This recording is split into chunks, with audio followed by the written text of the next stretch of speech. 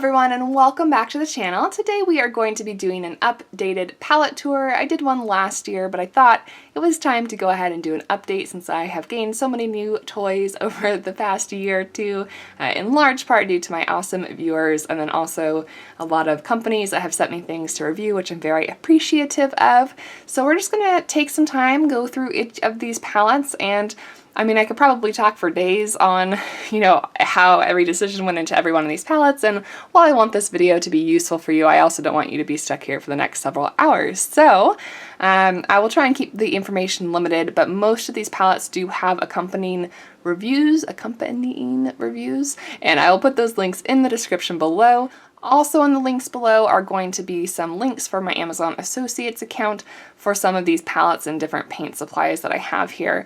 All of them will be there so you can easily find them, and as always, those links do help out this channel directly by having Amazon give a small portion of those sales to this channel, but they don't cost you anything more. So thank you guys ahead of time if you decide to pick anything up through those links, and let's go ahead and get started. I thought it would be fitting to go ahead and start with the first professional palette that I ever put together. This would have been in that last palette review video, but I thought we'd go ahead and show it off anyway, just for those of you who are new to the channel or finding this for the first time. This palette and I have a lot of fond memories. The design of this palette is still one of my absolute favorites out of any palette that I have ever used. This is the Majella Fusion palette, and it has 18 wells in it. One of the things I love so much about it is that it does have these, scared myself, thought that was a spider. It's a piece of paint. Everything's fine.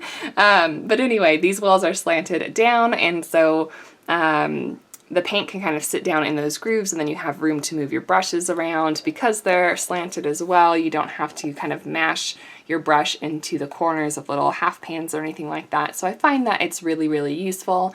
It's got these two really convenient mixing wells that are right in between all your colors, as well as a large section on top and a removable tray so you can either clean that easily or double your mixing area. I spent a lot of time in my local art store with their dot chart before I had my own from Daniel Smith, picking out the colors that I wanted to go into this first professional palette that I had. These are all pretty standard colors that remain favorites to this day of mine. If you've been watching the Top 5 Favorite series, you'll see a lot of familiar faces here, so to speak. We've got Burnt Umber, Burnt Sienna, Yellow Ochre, PY 154, which is Permanent Yellow Light. We've got PY 65 from Daniel Smith, Quinacridone Burnt Orange, Pyrrole Red, Carmine Dioxazine Violet, French Ultramarine, Phthalo Blue. Phthalo Turquoise is in this palette, but if you have also been around the channel, you know my struggles with PG7. I originally had PG7 in this spot, which is Phthalo Green Blue shade. I kicked it off my palette for a while because I didn't find any uses for it, and I really loved this turquoise color. And then in another palette, I brought back the PG7 because I realized how valuable it was for mixing. Also in this palette, I've got a green gold, which is a very, very light yellow green, my beloved sap green, Paraline green.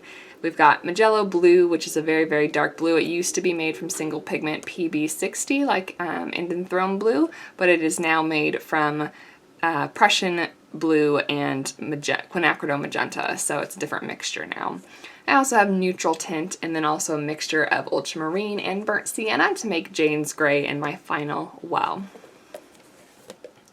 Another great feature of this palette is that it does have a little kind of suction-y lip on it, and you can seal it so that it can travel really nicely. It's not as tiny and compact as some of the travel palettes that I'll show you in a little bit, but it is really flat, so you can always stick it in a backpack or a large purse, and it doesn't take up much space at all. I won't spend too much time on this palette because it's very, very similar to the other one, but this is a palette that I set up immediately, well, not immediately, but like it was the next palette that I set up after my first one. I got the same model, even though it's a different color, and I filled in kind of most of the same values of colors, but I did try some new and more earth tones here because I love earth tones so much. I wanted to try out some different ones. I think I have a video also setting up this palette and explaining the choices of the colors here too if you want to see that. Again, links in the description below, as there will be for almost everything in this video. Following that, we have Da Vinci, and I believe this is another Majella palette. I'll put the link in the description below. This one had 24 wells, which was perfect because one of my patrons, Victor, who's been around with the channel forever, went ahead and sent me a very, very generous selection of 24 Da Vinci paints, and I needed a home for them, so I was excited to be able to add them to this palette. Now, it has gotten a little bit squeaky and is not quite as smoothly opening as it used to be. It's a little bit different from the airtight one because it doesn't have that little seal around it, but it does latch closed with the little edge here. The palettes or the wells are spread between the two different sides, so one is going to be upside down. When you close it, you'll want to make sure that your pans are fully dry, and then I just put the selection of colors in here that he sent me. These wells are also slanted like the Fusion, but you have what, 6 more of them since there are 24 instead of 18. And then there is 3 divided mixing wells on this side and 1 big open one over here. I did get a couple more colors after the ones that he sent me. I picked up my own burnt sienna because I decided after looking at pretty much any burnt sienna that I could possibly get my hands on that this is the one I liked the best. So I bought some for my main palette, but then also squeezed a little bit in here. And then the company sent me a couple of extra colors to try out as well when they heard that I was doing a review for them. So we've got a dioxazine violet, we've got an opera rose, and then a really interesting alizarin gold color here as well. Then you'll also see in either corner here, I've got some yellow squeezed out into the mixing area for my oranges and for my greens, and that is a chip I picked up from John Muir Laws in his book and in his in-person workshops that he does here in the Bay Area, and that is so that you can mix your greens and use this yellow for mixing your greens and use this one for mixing your oranges, and you never have to get your actual well dirty, and that can stay your pure yellow paint. So I believe at the same time that he sent the Da Vinci paints, Victor also sent me American Journey, or they might have been a little bit separated. I'm not sure on the timing there, but he did send over this palette. I don't know the name of this palette, but I have a couple of them, so I'll find a link and put that in the description for you. It doesn't latch closed or anything, but I do really like the weight of this palette. It has a good feel in your hand, and I also really like the layout. I'm sorry I can't get it super well on camera here. But he had sent this to me already filled up, so these wells have some very generous samples of paint. And I do have 5 mixing areas plus a little tiny one here. I do want to go ahead and clean up this palette because I have since learned of a kind of better way to do things. Let me pull this one out real quick. Going a little out of order on what I planned, but this is a palette that the homegrown artist sent me, Barbara, with some Grumbacher Academy paints in here, and after taking some lectures from John Muir Laws and reading his book, they had a very, very simple suggestion that makes complete sense to have different mixing areas for each of your secondary colors and then your browns and your neutrals. So we've got an orange, a green, a purple, a brown, and a gray and black area, and in that way you never accidentally get some of your blue into your orange, which would neutralize it, and then you would just end up with a bunch of areas that are neutral colors. So I want to go ahead and clean that off and go ahead and start over with this mixing theory, but hey, you get 2 palettes in one here. So this is the Grumbacher Academy, and we've got the American Journeys here as well. While I'm taking a little bit of a breather here, I'll just explain that I have more paints than I feel like anyone ever needs to have, and actually I've gotten to the point where I'm a little overwhelmed by the options that I have. So if you're watching this and thinking, oh, I wish I had that many paints, honestly, I'm very, very, very grateful to all my wonderful people who have sent me beautiful, beautiful things to try out. But in terms of just painting and creating, I find that I have too many options. When I go to sit down to create something, it can be really overwhelming to try and pick out what supplies that I want to use. So please do not worry. This is not a bragging video. This is not like, hey, look at all these things. It's just to show you a bunch of different palettes so you can find one that fits for you, maybe 2 that fit for you, and then kind of dial back to what fits your needs. So please don't feel like you don't have enough paints if this is too many options for you. You don't need this many, and like I said, oftentimes it is pretty overwhelming. That being said, I have another palette here that is similar to the one that the American Journeys were in back here. The palette is the same, but in this palette I have Granulating Colors. Now it started off with these first 8 colors because I wanted to go ahead and get more comfortable with an earth tone palette and more comfortable with granulation, and I am happy to say that setting up this palette did work for that. I had very little appreciation for granulation early on in my watercolor journey. I preferred the smooth washes, and over time I have really come to love granulating colors that have a lot of beautiful texture in them. So I would say that this was a very successful palette in helping me to break out of my comfort zone.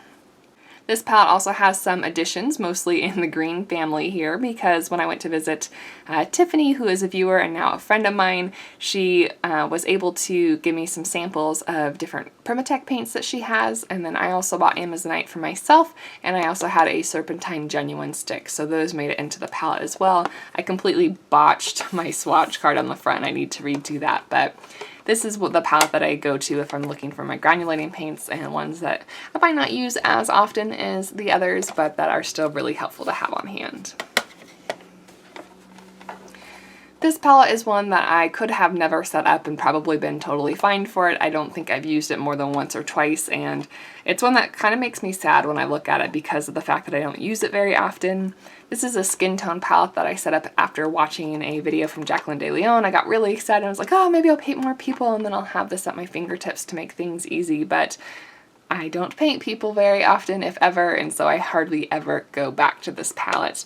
I've also learned some mixing techniques since then, and don't find myself needing to reach for some of these base skin tones anymore when I can mix my own.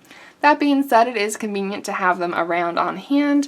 We've got some base skin tones. I want to say that very clearly, that these are not meant, I don't think any of these should be used out of the tube, but you can use these other colors to darken the tones to make a wide range of skin tones that you would find useful. There's some blush tones in here as well as some earth tones that all kind of can work together to put together some really beautiful colors. Moving on from those plastic palettes, I'm going to go ahead and show you some of my favorite travel palettes, I think, which some of them are plastic and some of them are metal. I'll start with my student grade one. So this is a little Winsor Newton Pocket Plus travel set, and this one now houses some Cotmans and Van Gogh paints, as well as a couple of Daniel Smiths for my darker tones. It has this blue strap that was very elusive when I first got it, but now I use it very conveniently to hold on to my palette. Also, when I first set up this video, it's one that a lot of people have seen. It's one of my more popular videos on the channel, was my first impressions video of this, and I didn't know how to open it at that time, but you just push in and it lifts right up. I also have a modification video where I took out the trays that held all the paint in here and just took the pans out so that they could sit in here. Then I also have room for a travel water brush. One thing I love about this palette is it has this little convertible mixing area that opens up, and it is quite awesome to have all these little areas to mix paint in such a small space. I really do love this palette. The other plastic student grade set that I have is the Sennelier La Petite Aquarelle. I haven't done a review on this yet. It's on my list of things to review, but I thought I would go ahead and show you it. I have actually recorded some footage, but I think I'm going to record some new footage because I wasn't happy with my initial ones. But these paints they've been used, I think, to paint one painting for my patrons. They're the standard color setup. They're fine. I don't think they're like anything super awesome to write home about or anything, but I do like the texture of this plastic. It's a really nice matte feel, and it also has a strap on the back so that you can kind of hold it more easily and have something to hold on to while you're plein air painting outside. I also have, I guess this would kind of be like a travel palette, but I don't feel like it's as convenient as other travel palettes are. It's a very specialized set from Sennelier. These are the professional line. When you open the lid, it pushes out a mixing tray in the bottom. It's not a super useful mixing tray. It's really small. I have put a color chart on the back and kind of laminated it with plastic, and then on the inside that does give me a little bit of extra mixing space because typically there's a hole here for your thumb, but I would rather just have the mixing area. I also don't think this is very convenient to travel with, so I would rather just use it in the studio. It does have a tiered paint system, which is kind of cool. So it looks a little extra fancy from your normal travel palettes, and it does have room for a brush here in front. All of these pans are removable, so you could lift these up out of here and put paint directly in there if you want to, or you can change them around based on your color selection that you want to mix up.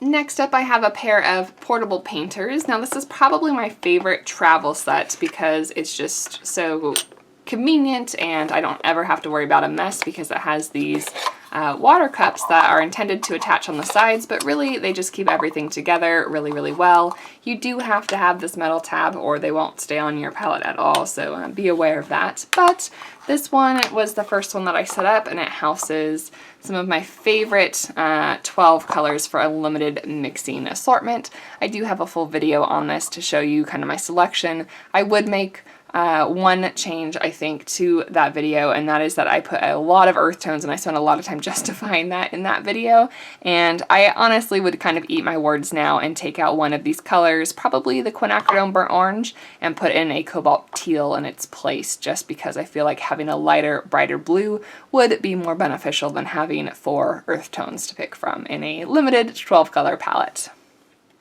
Here are those colors in the top 12 palette of some of my favorite colors, and you can see that it does have quite a large range of beautiful tones to pick from, and I love this color selection still, with the exception of wanting to have that cobalt teal added in there as well. My second portable painter I set up more recently. It used to have Da Vinci colors in it that I now have sitting in this little section over here that are just kind of waiting to be put somewhere else now. But after I did my top 5 favorite series, I wanted to take some of the paints that I don't use as often and put them all in a palette together. This has been helpful in a number of ways, although I can't necessarily say that building a palette just on your favorite colors is necessarily a good idea because they might not interact well with each other, but that's something that I wanted to learn from these paints. So this is a really thin paper quality. It's from Stillman & Byrne. It's one of the samples that I had, but it's not one of the watercolor pieces of paper, so the colors are quite dull on here compared to how they normally are painted on watercolor paper. But you can see I have a middle yellow, my quinacridone gold. I only have one red, which is the carmine. I have a couple of earth tones that are a little bit different. We've got the naphthalene maroon, there's some blues. So it has some of my colors that I typically use, but it also has some that are a little bit odd. So one huge problem that I found with this palette is that it doesn't have a granulating earth tone, and so there's no texture at all when I need like a light yellow ochre or raw sienna color. I can mix that PO49 with the Terra Rosa, but it doesn't have that same glow and that same texture that I'm used to having. Moving on to some of my metal tins, out of the plastic ones, I've got just a standard 12 half pan set here, and these are my Colors of Nature watercolors. So these are all those natural vegan paints that are really fun to work with. I've done tons of videos on them recently, so I won't spend too much time going over them here. I also have, it's a Jane Davenport tin, but it has Imgram paints inside. So these are all the Imgrams that I've either had in my collection or that I've had Ophelia sent me. So she sent me a lot of paints to try out earlier last year, and I got to take some samples of those. So I'm very appreciative of that opportunity to try some colors out that I wouldn't have been able to try otherwise. I wish I had the little card to show you all the colors that are inside of here, like in their true colors, but I have no idea where that went, so I'll have to find that. But it's a nice little palette, and you can really hold a lot inside of here when you utilize that center column. My final little travel tin is actually one that Jacqueline sent me, and it had Winsor Newton paints in it.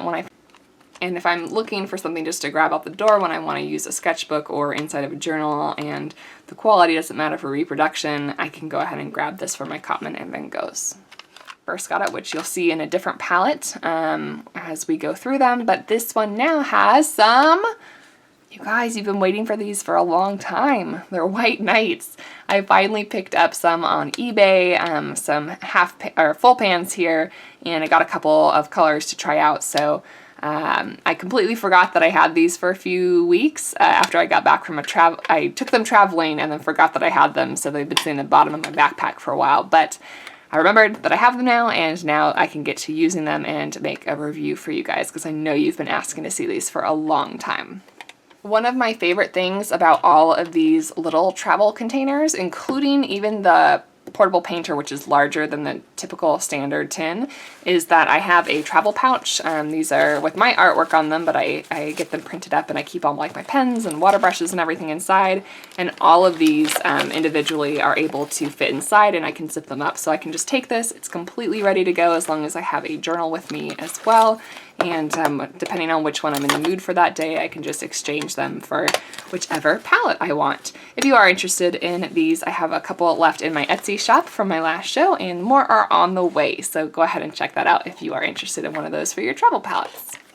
Moving on to some of my larger tins. This one is a little bit unique because it is a vintage watercolor tray that I got off of eBay and then filled with my own paints. It's actually quite heavy for what it is, just due to the fact that there's so much paint inside. I did decide to go ahead and set up kind of a unique design in here where it's got both full pans and half pans depending on the color usage. So these ones are colors that I use more often and would need more of, and then these smaller ones are kind of accent colors or colors that I wouldn't use as often. So I really love the layout of the pans in here, but I do have to admit that having this tiny little mixing area, especially for a palette that has 20 colors inside of it, is a little bit difficult to work around. So I would possibly want to look into putting these half pans and full pans into another assortment later, but I don't know where else I could find something that would hold them in this configuration, which I like so much. So I don't use it as often as I'd like, but maybe I'll find a way to use it more in the future. Another unique metal tin that I have is this Schmincke Academy set. This was the Christmas edition from this past year, and this just has 12 half pans in it right now of their Academy line of paints. It still has room to grow, but I love this tin so much that if for no other reason I needed to have it just to have it. It was on sale when I got it, and I do have to admit that that was a vanity purchase. I also have a set of my Schmincke Horadam. So this top row was the original 12 that came in this palette that I got for Christmas, I believe 2 Christmases ago. And then the bottom row are colors from their new line from 2017, the new colors that they introduced that the company sent me when that happened. So they came out with the colors and they sent me some colors to review, and I have a video on that, of course, but these are those additional colors in there. You can see that I use them a fair amount. There's some nice divots in there, and these are absolutely beautiful paints. I don't use Schmincke as often as I maybe would like to because they are so expensive here in the United States. And I'm always like afraid that I'm going to go through all my colors too fast, but I do really, really love working with them when I want something that's not as granulating. So this next one I need to do some updated color swatches for because they are not in any way in the same order that they used to be in, but this is a Medan 48 half pan watercolor tin. So it can hold up to 52 pans if you smush an extra one in the end of each side here. It's not big enough to fit one in the center, it's too narrow, but you do get plenty of use out of it. These are some colors that it used to hold. It currently holds all of the Windsor Newton paints that I mentioned that Jacqueline sent me, plus a couple that another viewer sent, and one extra pan that Jacqueline sent later, I believe. It also has my Turner watercolors, which, you guys, I'm sorry. I've had these colors for over 2 years, and I still haven't done a review on them, but it's on my list. I just haven't gotten to them yet. There isn't a high demand for that watercolor review, so I keep pushing it back in for other things, but I have had them for a long time, and I'm sorry that I haven't reviewed them sooner. Then I also have a couple of hodgepodge pans from Rembrandt, Sennelier, and My Merry Blue as well. I have a second 48 pan set from Medan. Again, I highly recommend this set. I know that a lot of people say that the metal tins can be really expensive, and I don't know if Medan kind of came after that, but these are really, really affordable. They're available on Amazon, and you can get them either filled with pans, full pans, half pans, or like empty, so you can fill them with your own things. They're a great, great value. I think the 48 pan set is less than $20 USD with all 48 half pans that it comes with, so I think it's a great value. This one has my handmade paints in it, so I've got Redwood Willow, Pfeiffer Art, and then Eve's paints from Eve Bolt. So these ones are ones that I love. I don't have the Colors of Nature in here because they're in the other smaller travel one, but these are where my nice little handmade paints go. I've been talking for so long, my throat is starting to hurt. I hope I can get through the end of this here. This is one that you guys have seen recently. I won't spend much time at all talking about it because I just did a swatch with me video with this palette. These are all of my Daniel Smith colors that I was finally able to put together a 48 color set from one brand, and actually it's 52 because of that extra pan I could fit into each row. So these are all the beautiful Daniel Smith colors that I have acquired over the ages, either from my own tubes or samples that viewers have supplied for me. So super grateful for that, and very, very happy to have this in my collection. Before I show you my big, beautiful studio palette, because I have to completely clear off the desk for that, I'll show you some that are still kind of waiting in the wings to have reviews done of them. This one, I have to apologize to Victor. I've apologized to him before, but he sent these creamer pigments to me a long time ago, and I still haven't been able to do a review on them yet, so they are on my list, and I promise that I will get to them, Victor. So sorry it's taken me so long. These are Handmade Pigments from Kramer. They sell their raw pigments that can be made into paints, and then this set has 8 full pans in it, so it's kind of an interesting assortment. It does come with PY 154, which is my favorite yellow. It also has a PV 19. The brown in here is a PBR 23, which I've never seen anywhere else, but it's absolutely beautiful. It's very close to the PBR 25, the permanent brown that I have. I also have got the cobalt green teal color. There's a white and a black, and then there's also a gold in here that I really need to take advantage of more often. I also know I haven't addressed it yet, but I do apologize. My hand is completely stained here, and if it's distracting for anyone, I apologize. But I was dyeing my hair the other day, and some dye got inside the gloves and stained the inside of my hand. So we'll have to wait for that to fade on its own. I also have waiting to be reviewed is some core watercolors. So I've got the full 12 color introductory set, as well as the earth tone set and the high chroma set. These are all paints that I got from Ophelia. She was going through a big purge a while back, and she had these sets that were lying around, and so I was like, well, I haven't reviewed those on the channel yet. I did do the high chroma set, but not the introductory or the earth tones, so those will be coming to you in a video soon as well. And then I'm also really excited to share these with you for the first time, and I will have a complete video on them later, but these 3 palettes came from an amazing viewer. She found me, she was watching my YouTube videos, but we corresponded over Instagram. I apologize if I'm saying her name wrong, but both her channel and her Instagram are Otocano, and she took amazing care when putting together this Holbein set for me to try. They are dot cards, but in a palette, so she took the time to put in all the little dots of paint and then write down their color name, their pigments, and their light fastness and opacity ratings. She just went above and beyond on this, and I am so excited to do a swatch with me video with these. There, I believe, are 50 colors across these 3 different palettes. So she put so much care into this. She has a new YouTube channel. If you want to go ahead and check it out, I'll put the link on the screen there for you, and you can go ahead and see her work as well. Here is another Mission Fusion palette, or Majella Fusion palette. This one has my Holbein gouache in it. I have the little 5 color mixing set here, and this is the palette that I keep them all in.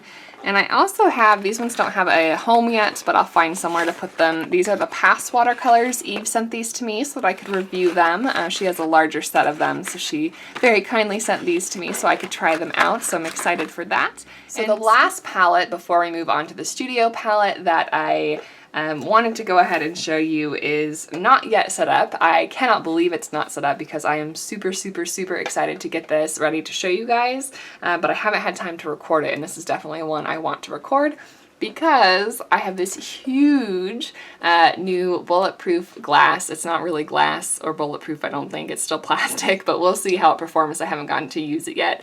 This is from Majella. It's a huge folding palette that, I mean, this was the biggest folding palette I had before. the bulletproof glass one, and it's super, super teeny tiny next to it. And this one is almost as big as my studio palette, my porcelain one. When I unfold it, like, it takes up as much floor space or table space as the palette does. And what you might ask may be inside of that at some point is my brand new Mission White Class hybrid paints. So these are watercolor gouache hybrids that I got for Christmas. It was my gift from my mom to me. So I'm really, really excited to be able to use these. These are ones that I haven't really heard much about because there's hardly any information in English on YouTube about them, although Miss Carrie J does have a video on these. There are 34 colors, which is kind of odd for a set, and all of them are pigments. There isn't a white or black in this set, and I did have to buy a separate white because you need white for gouache. And I got this behemoth of the Mission Gold gouache in this 100 milliliter tube. So expect that video soon. I'm very excited to bring that to you, but I wanted to be able to do it justice and really set up a time where I could go through this and set up the palette with you guys. Okay guys, we finally made it to the end, and the last palette that I wanted to update you on is my big porcelain palette. This is one that Alan from the UK sent over to me as a beautiful gift last year. It's my beloved porcelain palette. It's quite large and takes up probably about a third of my working space on my desk, so oftentimes you're not going to see it in videos just because it's really hard to get the palette and whatever I'm painting on the same screen. I can show you here. Even if you can see half of the palette, like the painting I would be working on would be so small that it would be hard for you guys to see. So a lot of times it's spent off camera, but I absolutely love this palette. I have made a couple of changes to it since you originally saw me set this up in the setup video. I will fully admit it was a really dumb idea of me to want to fill these wells up. I did it because I wanted it to be pretty and for it to look really nice and put together, but it's not really functional. It works much better to have half the well filled up with pigment and then the other half so you can use that pure color without having to take up mixing space, if that makes sense. So when it's full like this, you have to get some pigment and then move it around on your mixing space to kind of thin it out to the consistency you want, and then that takes up space that you would otherwise be using for mixing. So would highly recommend not filling your wells all the way full. So I've tried where applicable to kind of cut the colors in half and like move them over, that kind of thing. I've switched out my ultramarine. It used to be Daniel Smith. It's now a Sennelier color. I switched out my Quin Rose. It was a Van Gogh, it was a student grade color, but I didn't have a Quin Rose to put in there at the time, but it's now M. Graham. I did take out I had two versions of Burnt Umber. One was the pure version of Burnt Umber, the other one was Mission Gold's version, and I took out that version to put a raw umber onto my palette. And then I also took out, I had both quinacridone burnt orange and transparent red iron oxide, so those are both a very similar orangey red transparent color. So I took out the transparent red iron oxide and replaced it with a naphthalide maroon that I was trying out. I do find that the naphthalide maroon here and the perylene violet have very similar applications, so I'm trying to decide between the two of those which I want to keep on the palette. Some changes that still have yet to be made are that I'm going to be replacing the Majella blue with anthraquinone blue from M. Graham as soon as this gets used up, which at this rate might be a long time from now. You've seen how many paints that I have to back and forth bob through when I'm doing my reviews and everything, so who knows when that'll happen, but that's one change that I'm looking to make. I'll also switch out this red violet from Rembrandt with a quinacridone magenta, I believe, a PR 122. This is Core's version that's kind of in the mixing well here on the edge. I'm also trying out the Nickel Azo yellow.